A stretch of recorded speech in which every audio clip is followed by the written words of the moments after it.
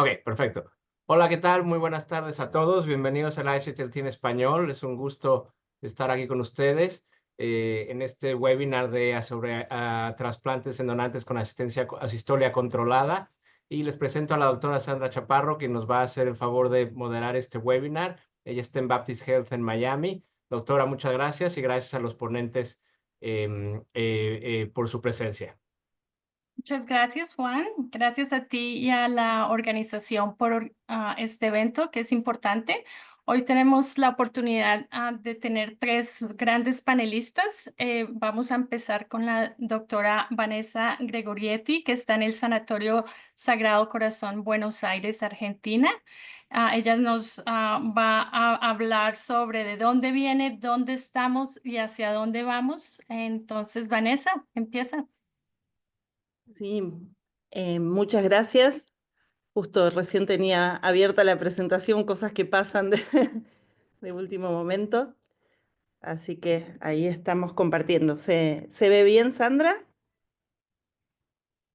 Muy bien. Perfecto.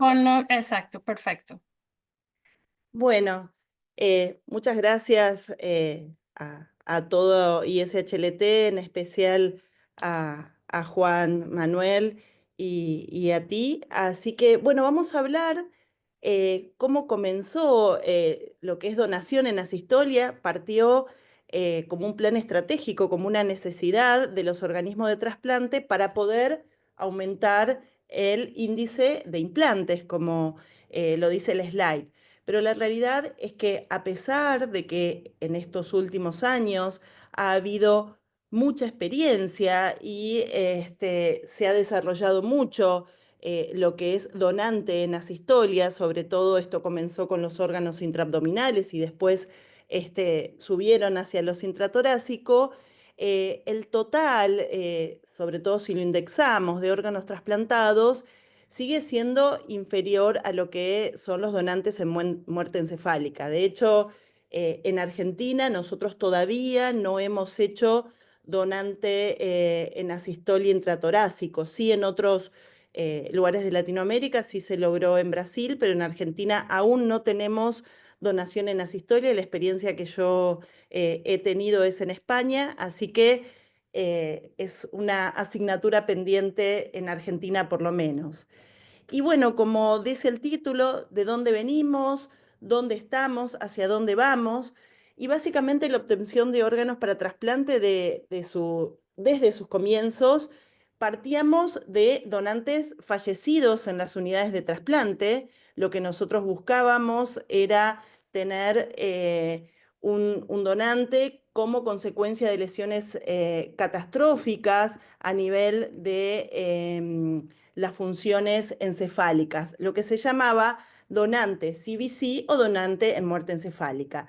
Ahora se introdujo, a partir de la donación en asistolia, el término de donantes CDC o donantes en asistolia, cuyos fallecimientos se produjo de manera irreversible también con las funciones circulatorias, a diferencia de la muerte encefálica, y eso ha generado que podamos tener como punto de partida esta nueva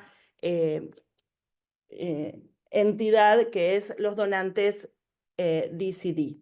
Entonces, ¿qué pasa? Se debe remarcar que para tener un programa de donación en asistolia, como lo fue también en su momento lo que es muerte encefálica, se deben tener protocolos y normas. Nosotros hemos implementado en Argentina las normas porque hay un tema no solamente operativo, sino un tema ético detrás de todo esto y debe normatizarse dentro de un marco legal y dentro de un marco ético, como lo dije recién, vigente para cada país y a nivel mundial.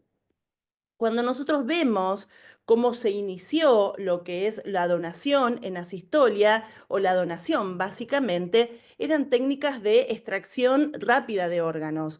Posteriormente se sustituyeron pensando en la protección. ¿Y cómo se lograba esa protección? Bueno, empezaron con la perfusión abdominal fría y se utilizaban un catéter de doble balón como para poder proteger los órganos abdominales. Eran con un catéter de doble balón y triple luz, y de esa manera se lograba una protección fría.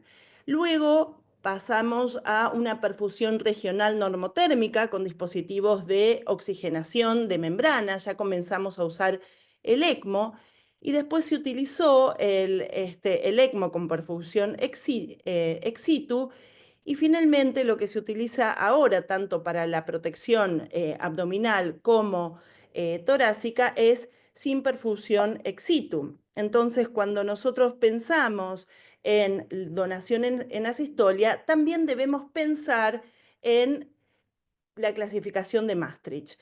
¿Por qué se tomó en la década del 90, 95, justamente porque se hizo en la localidad de Maastricht, y se definieron 4 tipos de fallecidos? El paciente que ingresa fallecido al hospital, o sea, el paciente con muerte súbita, ya sea traumática o no, que es fuera del hospital, que haya sido trasladado ya sea obviamente, por razones obvias, sin medidas de resucitación. Después está el tipo 2, que es el paciente que fue fallecido, pero que se realizaron maniobras de resucitación cardiopulmonar, si bien fueron infructuosas.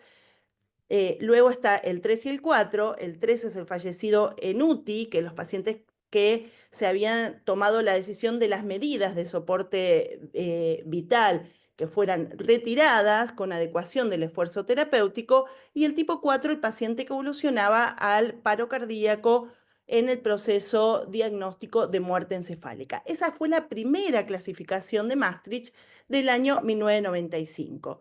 En Madrid, esto fue de alguna manera actualizado en el 2011 y se dividió también en Maastricht 1, 2, 3 y 4, pero básicamente, no voy a entrar en detalles, era el paciente fallecido fuera del hospital, el paciente con resucitación infructuosa, el paciente a la espera de parada cardíaca y el paciente con parada circulatoria luego de la certificación de muerte encefálica bajo los criterios neurológicos que utilizamos obviamente para lo que es muerte encefálica.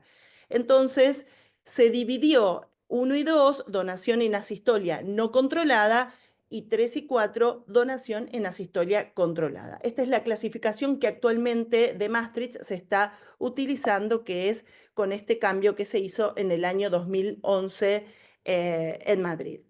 Ahora, ¿cómo fue evolucionando la historia? Y bueno, recordamos al equipo de Barnard en 1967, que fueron los primeros que realizaron en el mundo un trasplante cardíaco ortotópico exitoso, si se quiere.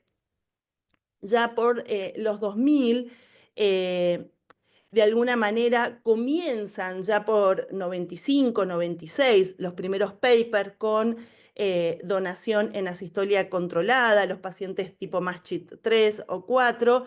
Bueno, ahí comenzaron los primeros case report de donantes renal y hepático.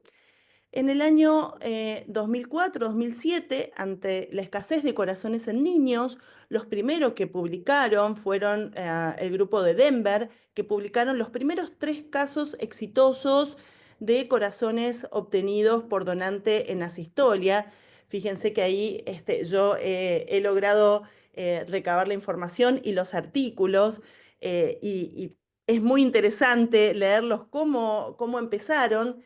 Después, en el año 2015, pudieron reproducir el grupo de los australianos en Sydney. Uy, perdón, se me pasó la diapositiva.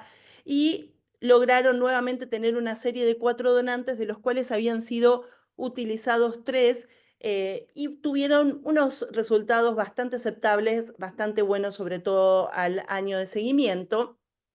Ya al año siguiente, en el 2016, se publicó una serie un poquito más grande de casos de corazones con donación en asistolia, también exitosos.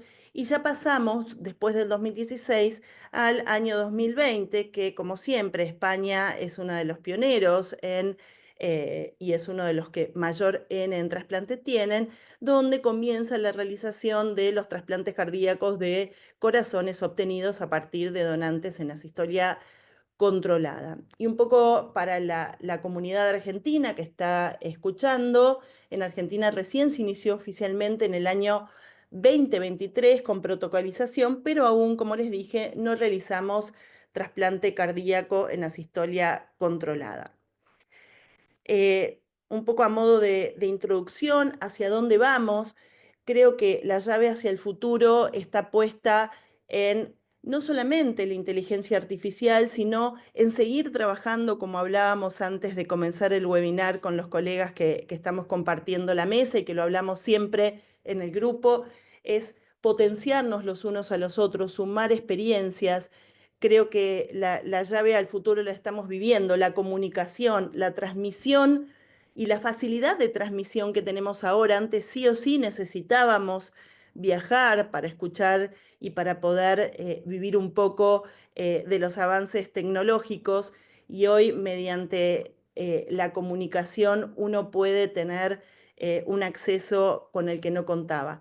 Y creo que hay mucho camino por recorrer. Creo que todo lo que es genómica, metabolómica, creo que la donación en asistolia va a ser un camino muy importante, como también lo va a ser, supongo yo, el senotrasplante. No sé si lo vamos a ver, lo que es donación en asistolia controlada seguramente va a ir mejorando y nosotros lo vamos a poder ver, por lo menos estamos viendo estos primeros pasos.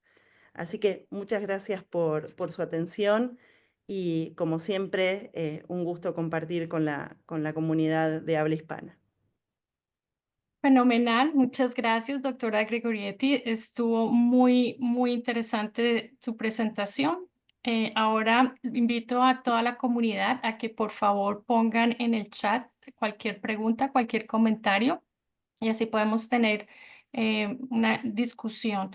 Ahora nos vamos a mover a la segunda charla, que es presentada por el doctor Francisco González Vilches, que es experiencia de donación de asistolia controlada con perfusión regional normotérmica. Muchas gracias, doctor González Vilches, desde España. Bienvenido.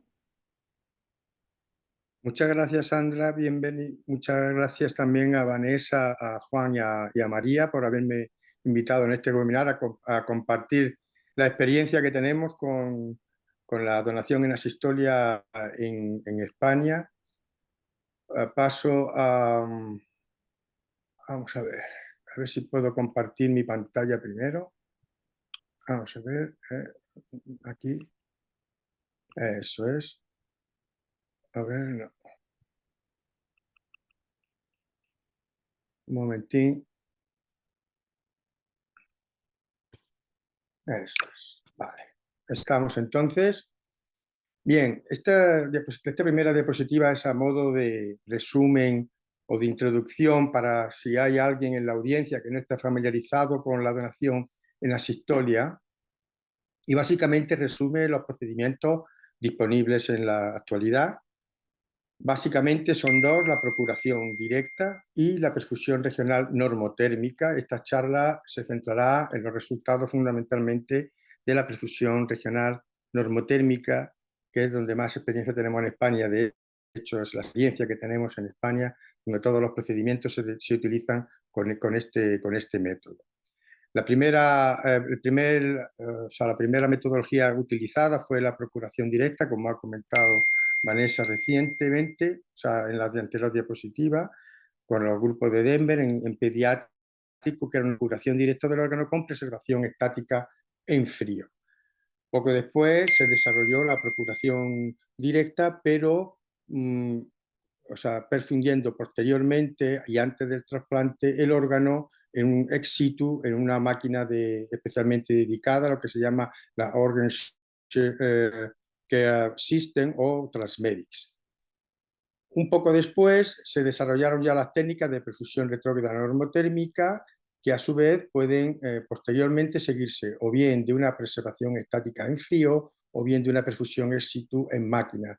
Digamos que la perfusión ex situ en máquina después de una perfusión regional normotérmica es la versión cara del procedimiento, la preservación estática en frío es la versión barata.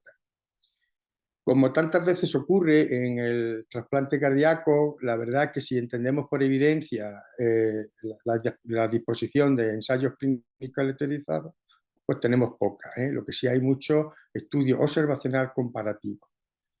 Como mi charla va sobre perfusión regional normotérmica, tengo que mencionar lógicamente a la primera publicación de una serie grande, que es la de Papworth, la de Cambridge en Reino Unido, el grupo de Stephen Large, que ya en 2020 publicó su experiencia de 5 años. Ellos empezaron en 2015 y reportan 79 procedimientos, de los cuales 57 eran con donación con procuración directa y preservación.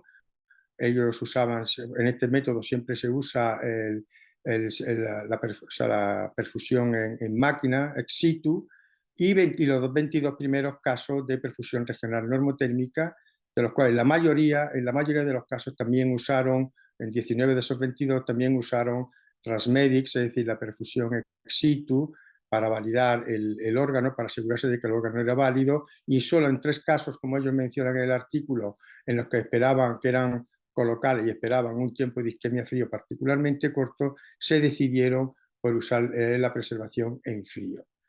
En esta primera experiencia ellos pudieron demostrar que la donación en asistolia, en estas condiciones, tenía unos resultados en términos de supervivencia absolutamente superponibles a los trasplantes realizados con la radiación en muerte cerebral tradicional. Y también, aunque las muestras, digamos, no eran muy grandes, también demostraron que la perfusión regional normotérmica obtenía unos resultados similares, si no mejores, que la donación, que los trasplantes realizados con donación con procuración directa y preservación con Transmedics. Bien, pasamos ya, como digo, luego hay muchas experiencias reportadas, unicéntricas, de series pequeñas, por eso yo me voy a centrar solo en las series observacionales más grandes.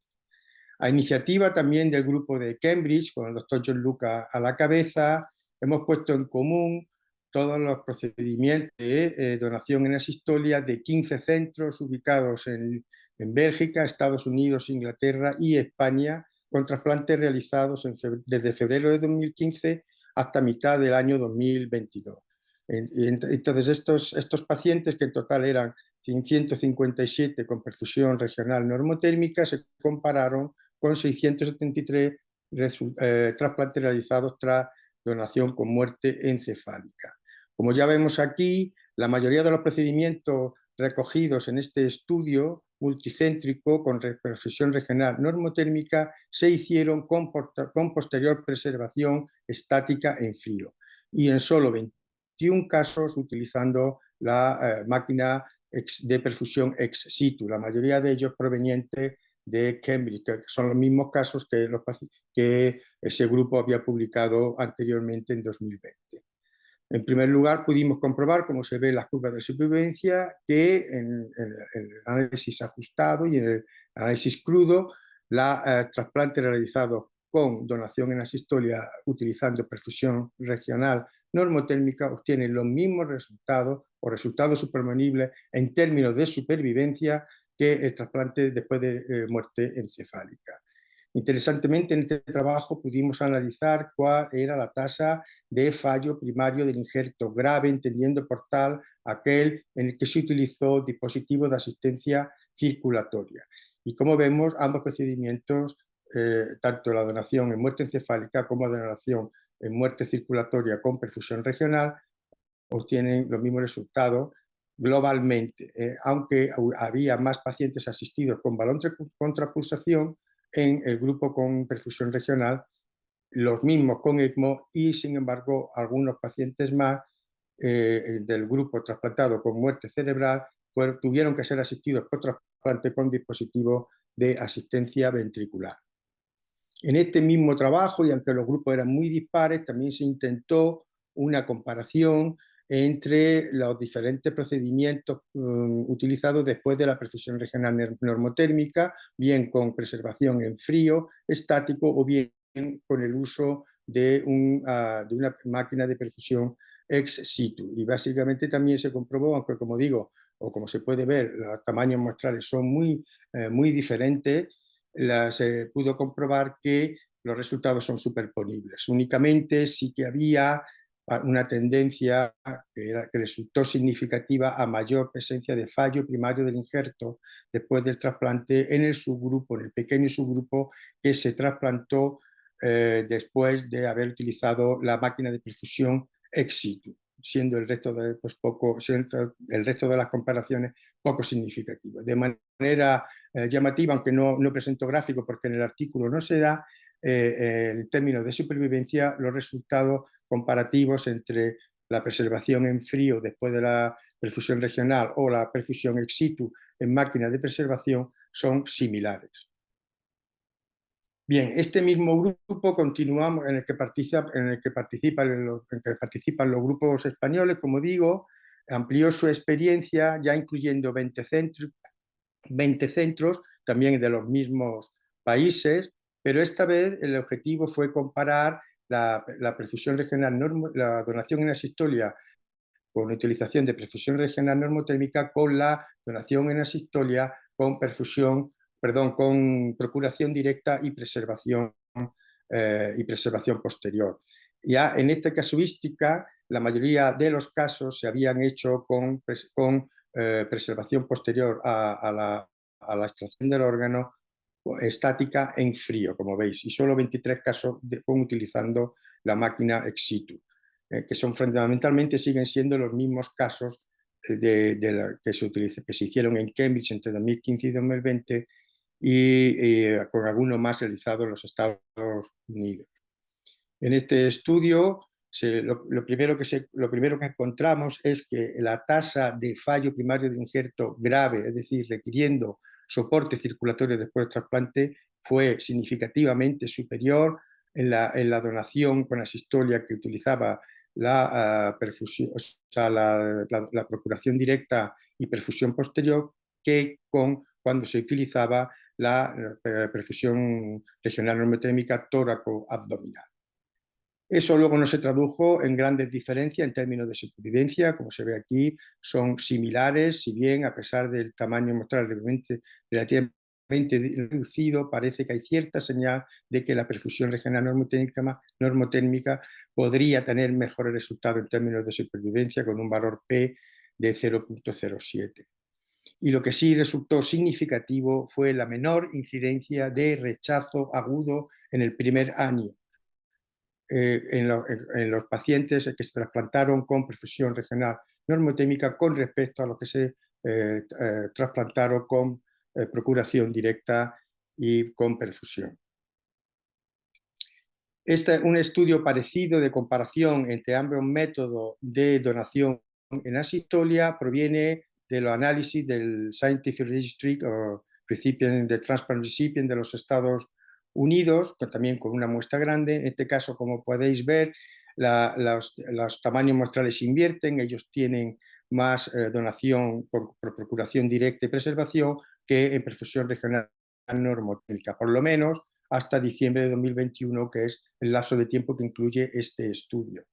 Ellos primero analizan la supervivencia en bruto y también en parejas utilizando un procedimiento de propensity score. Y lo que encuentran es parecido a lo que ya habíamos encontrado en el anterior trabajo, y es que ambos métodos tienen unos resultados en términos de supervivencia similares. Bien, y por último voy a hacer un poco de referencia a la experiencia española, que tiene las siguientes particularidades. Primero, en España se hace perfusión regional normotérmica tóraco-abdominal siguiendo un protocolo que es común para todos los centros trasplantadores en España. Actualmente existen 14 centros que hacen trasplante con este procedimiento, con donación en asistolia utilizando este procedimiento. Y el protocolo está consensuado tanto por la Organización Nacional de Trasplante como por la Sociedad Española de Cardiología como por la Sociedad Española de Cirugía Cardíaca. Existen ciertas particularidades que trato de resumir en esta diapositiva, y es una, debido a nuestra legislación, nosotros podemos manipular al donante siempre que sea con fines para los que firma el consentimiento, el donante o los representantes legales, antes de la declaración de muerte. Y por eso procedemos a la canulación pre-mortem con ECMO. La otra particularidad que tiene nuestro procedimiento es que debido digamos, a ciertas dudas sobre la reperfusión cerebral después del clampaje de los troncos supraórticos, probablemente a través de circulación colateral, el protocolo se modificó en 2023 y desde entonces se utiliza no solamente el clampaje de los troncos supraórticos, sino también la sección de los mismos con venteo de la sangre hacia el campo quirúrgico de reutilización a través del reservorio, un reservorio especialmente dedicado del ECMO o del circuito de circulación extracorpórea. Eso, digamos, serían nuestras, digamos, particularidades. Bueno, esto trata de resumir. Como vemos, como expreso en esta diapositiva, con este procedimiento hasta finales de 2023, que es lo que tenemos analizado, ha supuesto que en aquellos centros trasplantadores que tienen disponible la posibilidad de hacer donación en asistolia con este método, el 21% de los trasplantes son ya realizados a fecha de hoy con este procedimiento. Es decir, 1 de cada 5 trasplantes hasta 2023 se realizan utilizando la donación en asistolia. Nuestros resultados, como veis, cuando los comparamos con una población de los mismos grupos que trasplantadores y durante el mismo periodo de tiempo con trasplante realizado en muerte cerebral, es absolutamente superponible, y eso también eso también se observa incluso ajustando por las diferentes características de la población. En resumidas cuentas, podemos concluir que el trasplante cardíaco realizado en donación muerte circulatoria utilizando la perfusión regional normotérmica tiene los mismos resultados que el trasplante cardíaco convencional realizado con donación en muerte encefálica o con donación con percuración directa y perfusión.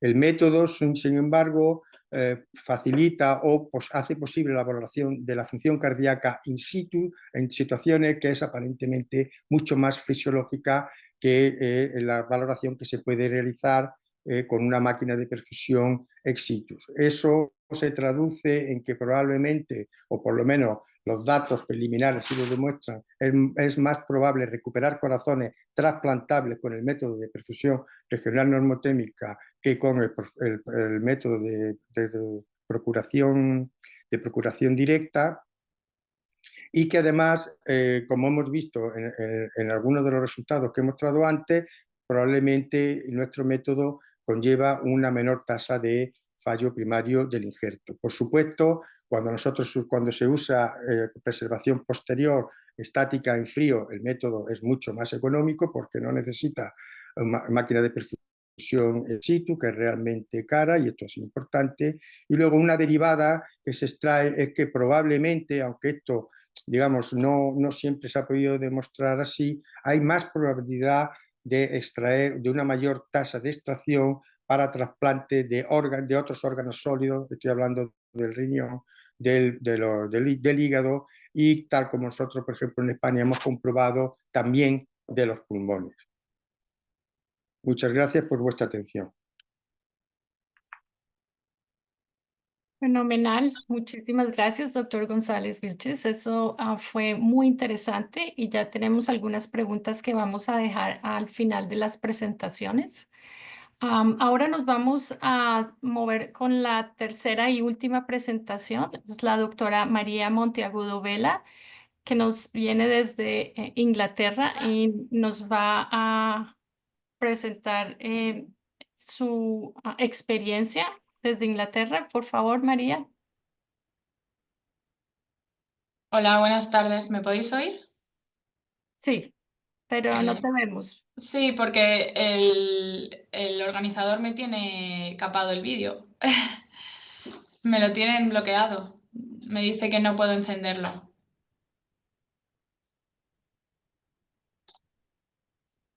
Vamos a tratar de arreglar eso. Vale, ya está. Buenas tardes a todos. ¿Podéis ver mi pantalla? Muy bien. Perfecto. Perfecto.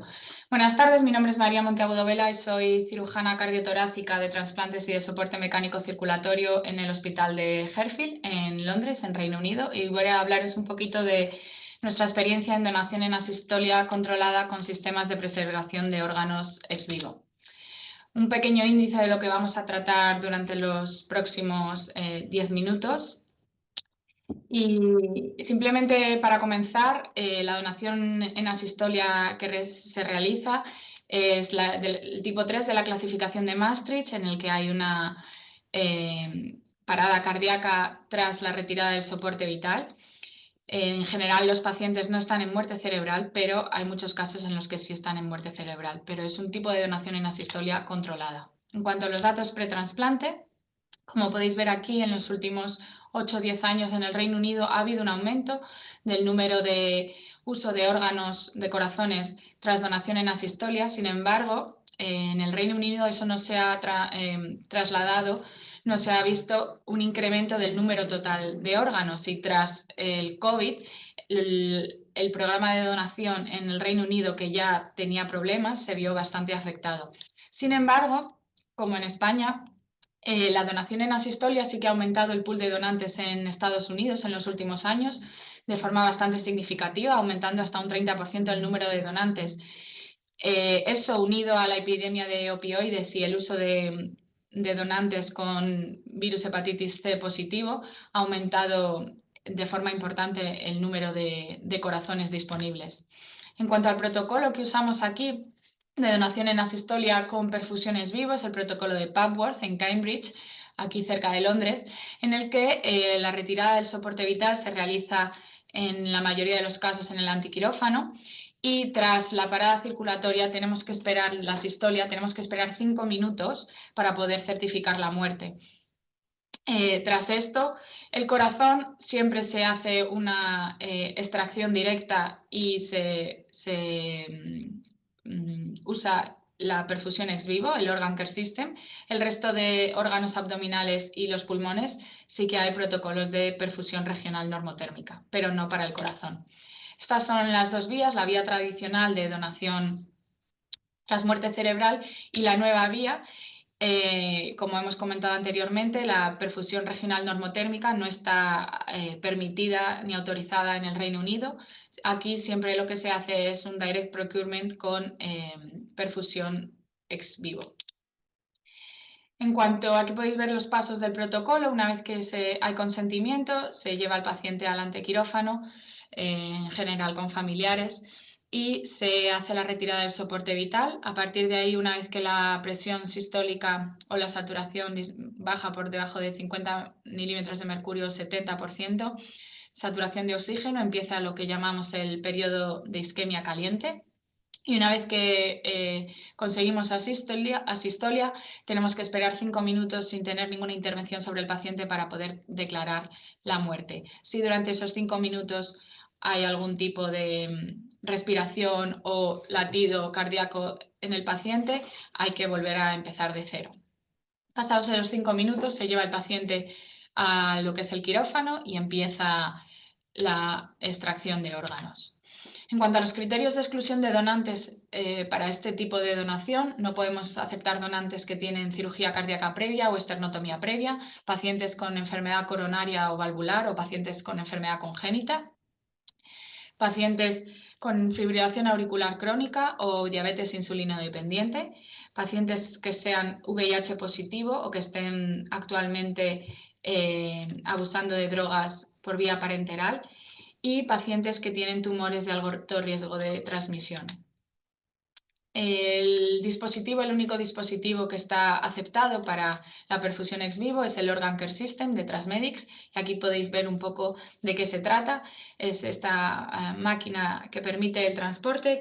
Veis un monitor arriba a la izquierda y el cajetín donde va el órgano tras la extracción. El Organ Care System es un sistema de perfusión portátil de perfusión en normotermia y va a permitirnos la monitorización y mantener un estado metabólico activo del órgano. Como podéis ver en la pantalla en la derecha, vamos a poder monitorizar el flujo coronario, el flujo aórtico, la saturación venosa mixta, el hematocrito, la temperatura del órgano, así como la presión pulmonar y el láctico. También se ponen cables de marcapasos y podemos ver el electro del paciente y los distintos gráficos de los flujos. En cuanto a ciertos detalles técnicos, es importante que antes de proceder con la extracción tenemos que tener una hemoglobina por encima de 10 y antes de hacer ningún clampaje aórtico, para poder cebar la máquina, tenemos que hacer una extracción de 1,5 litro de sangre tras poner una cánula en la aurícula derecha. Y en el protocolo de Reino Unido, dado que aquí no se realizan cateterismos para valorar si el paciente tiene enfermedad coronaria o no, no podemos abrir el Organ Care System hasta que se confirma por palpación que no hay enfermedad coronaria. Este es un vídeo de lo que es el Organ Care System. Veis el órgano conectado con arriba la cánula aórtica, una cánula en la arteria pulmonar, un vent que va por la aurícula izquierda hasta el ventrículo y aquí el monitor donde podemos cambiar los flujos y valorar cómo está actuando y funcionando el órgano. En cuanto a los parámetros de perfusión que queremos conseguir durante el transporte, podéis ver que una presión media aórtica de entre 55 y 70 milímetros de mercurio, un flujo aórtico entre 900 y 1100 mililitros por minuto y un flujo coronario entre 650 y 750. Sin embargo, esto hay que ajustarlo y depende obviamente del tamaño del donante y del tamaño del corazón. Solemos mantener los corazones con una frecuencia cardíaca entre 70 y 90 latidos por minuto y podemos sacar muestras simultáneas de gases arteriales y venosos para intentar conseguir un hematocrito mayor de 15, un calcio entre 1 y 1,3 y un bicarbonato y un pH en rango fisiológico.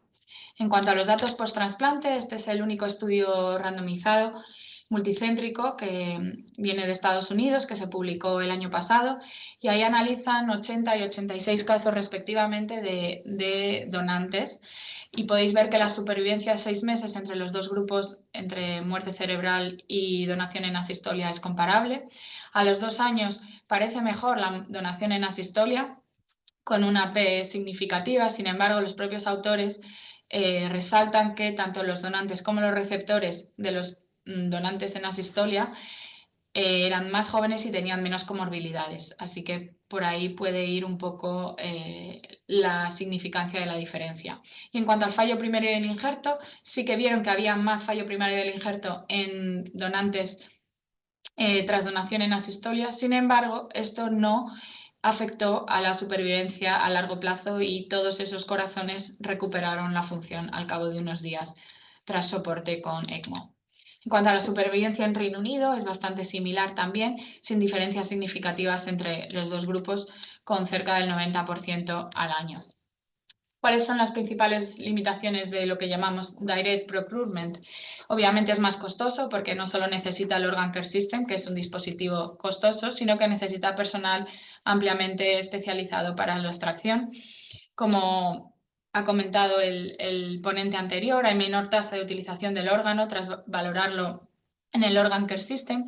Se necesita mucha experiencia de los equipos de extracción y la logística es un poquito más complicada para el transporte. En cuanto a las preguntas que podemos hacernos para el futuro de esta técnica, ¿cuáles son los resultados a medio y largo plazo, dado que el DCD más longevo tiene 10 años? ¿Cuál es la incidencia y progresión de vasculopatía coronaria del injerto con este método? Abre el debate ético de la perfusión tóraco-abdominal, que aquí en Reino Unido no se realiza, pero entramos a valorar cuál es la mejor estrategia de extracción y preservación de órgano, en este caso del corazón. Con esto obviamente estamos haciendo un poco de pushing the limits de la perfusión normotérmica y ver hacia dónde podemos llegar. Hay muchas líneas de investigación abiertas acerca de este tema y sí que nos permite evaluar donantes subóptimos para aumentar el pool de donantes. En cuanto a las conclusiones, decir que el uso de donación en asistolia con con perfusión ex vivo ha aumentado el número de órganos disponibles, sin embargo, sí que reduce la probabilidad de trasplantarlos una vez valorados en la máquina. Permite un transporte y valoración del órgano más controlada, lo cual permite aumentar el número de corazones subóptimos que podemos usar. Un tiempo de isquemia también más prolongado. Hay case reports de hasta 10 horas de isquemia en el Organ Care System, pero requiere una logística y de equipos mucho más compleja, aunque, por ejemplo, en el Reino Unido evita el dilema moral de la reperfusión cerebral, dado que no está autorizada la perfusión regional normotérmica para la extracción cardíaca. Muchas gracias. Perfecto, muchísimas gracias, doctora Monteagudo. Muy interesante, muy claras esas presentaciones. Vamos entonces ahora a responder unas de las preguntas que tenemos en el chat. Una de estas es específicamente de la parte operacional. ¿Qué flujos manejan en la perfusión regional y cuál es la meta de DO2, VO2 para proteger los órganos? También preguntan cuál es el valor de anticoagulación. Entonces, esta pregunta para la doctora Monteagudo o el doctor González.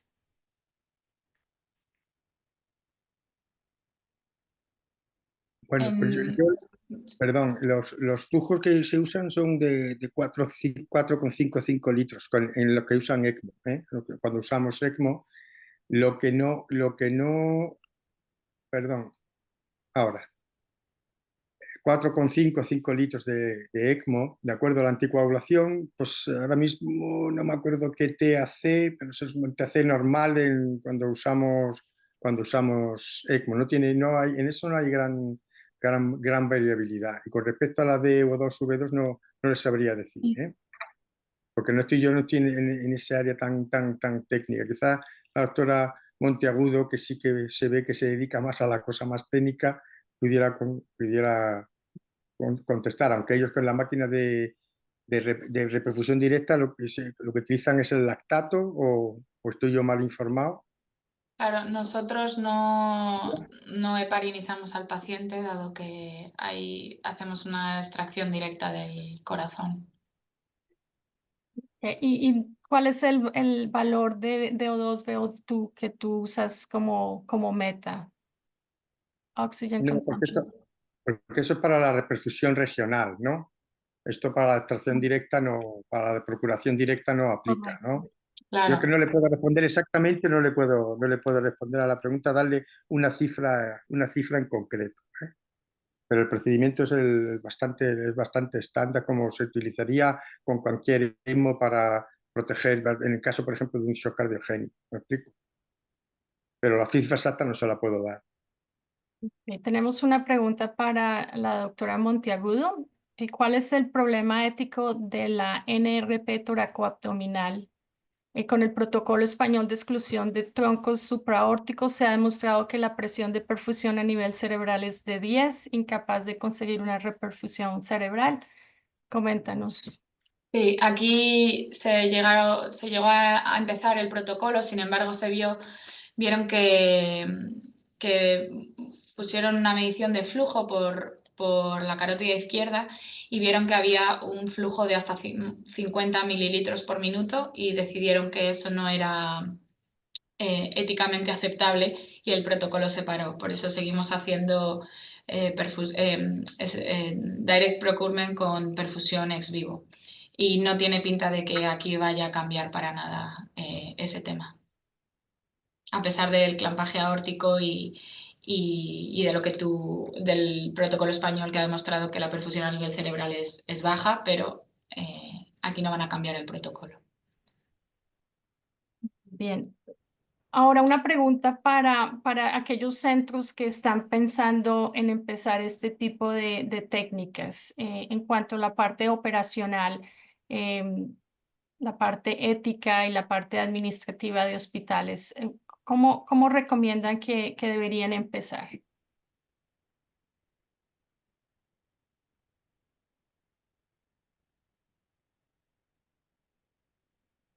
María o Francisco. A ver, Es una yo creo pregunta que el comienzo de estos protocolos simplemente el protocolo tiene que estar aceptado a nivel nacional en ese país y obviamente el protocolo de perfusión regional normotérmica facilita mucho las cosas, ¿no? Porque las extracciones ya todo el mundo sabe hacerlas, entonces no requiere de mayor equipamiento, no requiere de mayor entrenamiento de los equipos, porque la extracción y uso del Organ Care System pues obviamente requiere un training específico.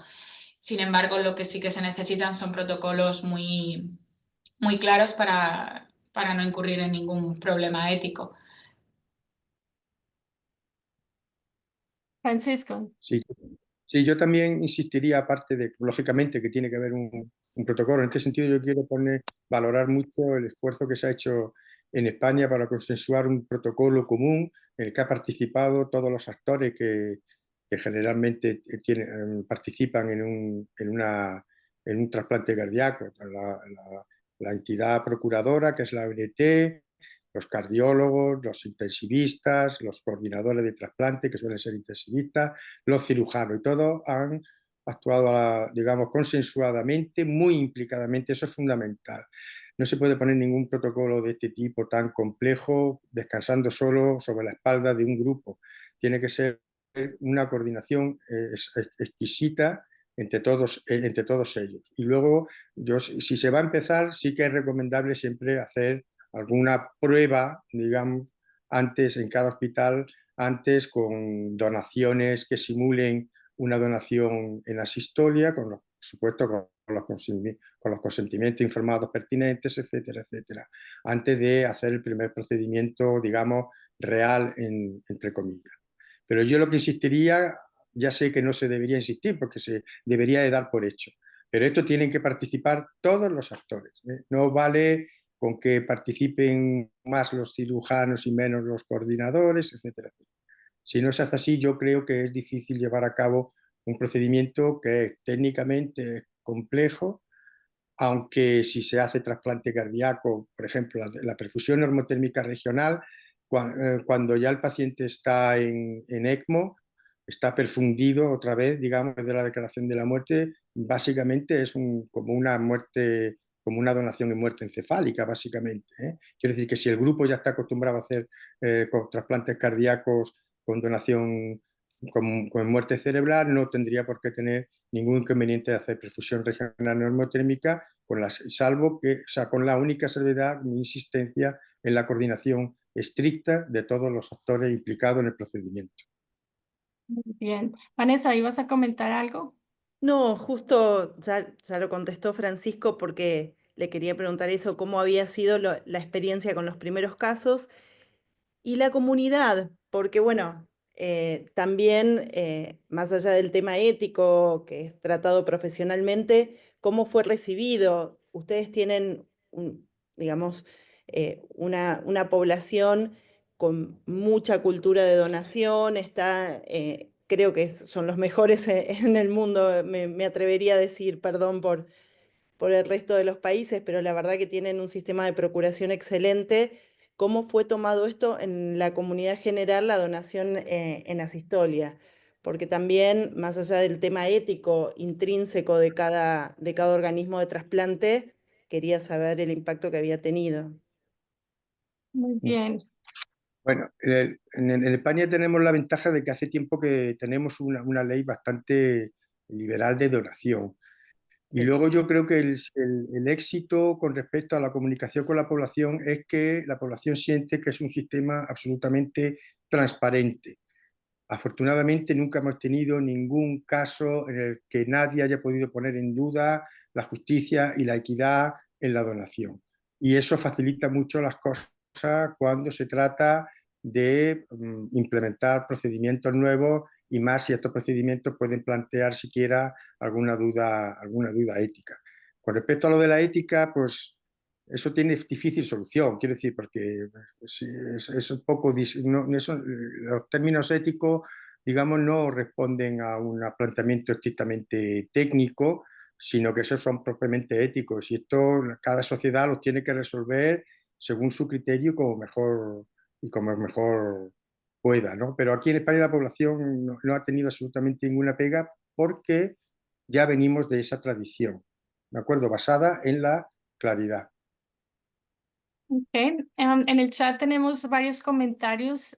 José González Costello menciona que el protocolo español durante la PRN anticoagula con heparina sódica a 5 miligramos per kilo, buscando un ACT de 300 a 400. Y respecto a la PO2 se tiene que evitar la hiperoxia, por lo cual el FiO2 es para conseguir un PaO2 de 100 a 150.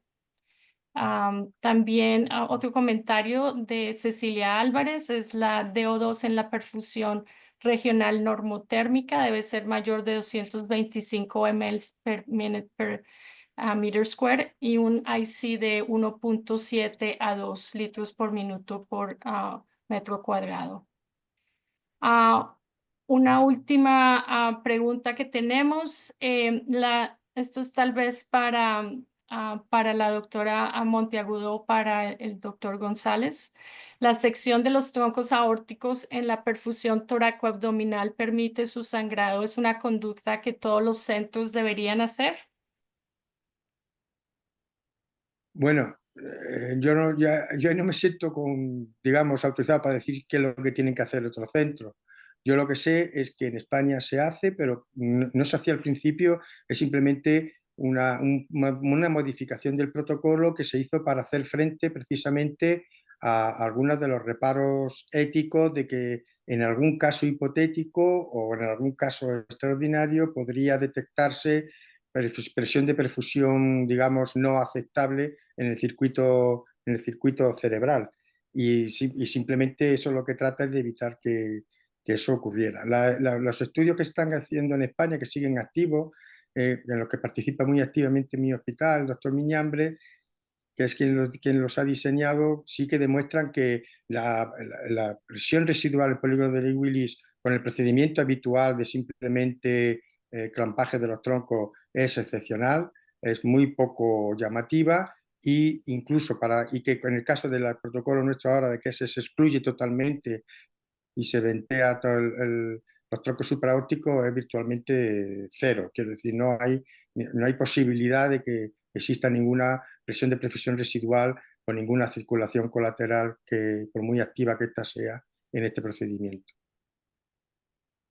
Y desde luego, si el problema es el problema ético, pues desde luego si quieres asegurarte, pues así te aseguras de que no hay presión residual. Bien. ¿Algún comentario, doctora Monteagudo? No, nosotros como no realizamos, aquí no está aceptado ese protocolo, no puedo comentar sobre eso, pero sí que lo que ha dicho el doctor González Vilchez, si hay alguna duda, el cortarlos y ver el sangrado o medir el flujo, eso es lo que se hizo aquí y luego por eso se paró, puede dar más pistas de la actividad y del flujo cerebral con esta técnica. Bien. Creo que tenemos una última pregunta. ¿Qué recomendación dan con relación al hematocrito en PRN con circuito extracorpóreo? Pues esto, a ver el doctor González Costello y el doctor Almenar, que veo que están entre la audiencia, seguro que pueden responder mejor que yo. A ver si responden. Hematocrito 30%. 30%. Muy bien, muchísimas gracias, doctor González Costello. Aquí otra pregunta, creo que ya la habíamos respondido. ¿Cuánto tiempo esperan para el paro cardíaco en quirófano? En Reino Unido el protocolo son 5 minutos desde la asistolia para poder certificar la muerte. Sí, es igual, 5 minutos, sí. 5 minutos en la asistolia Sí. para la determinación de muerte. Es igual en nuestro protocolo. Pero esos protocolos varían por país, ¿no? El tiempo varía, creo que en Italia son 20 minutos, eso varía por legislación, si mal no tengo entendido.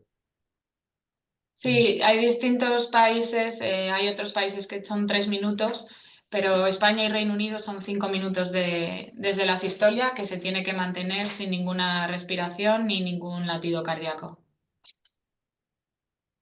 Muy bien, creo que esas todas son las preguntas.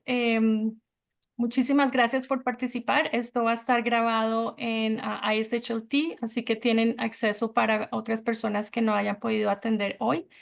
Muchísimas gracias a los organizadores, al doctor Ortega, a los panelistas y esperamos verlos pronto en el próximo webinar. Muchas gracias. Gracias. Muchas gracias a todos. Gracias.